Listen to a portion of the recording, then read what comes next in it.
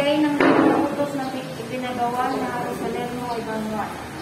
Ang dalawang utos ni Hari Salerno, ilagay muli sa prasko ang mga ito utang pinakawalan sa dagat. Pangalawang utos, ilusod ang bundok sa tapat ng bintana.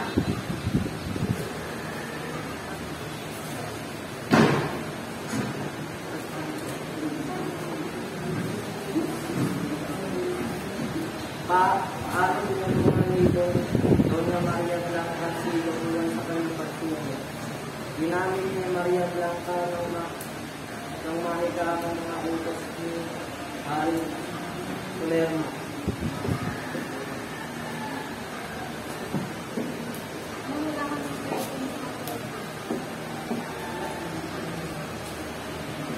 Lahat ang paghahanda na ginawa ni Doña Maria sa pagdala ng kasamang mga anak sa Letong.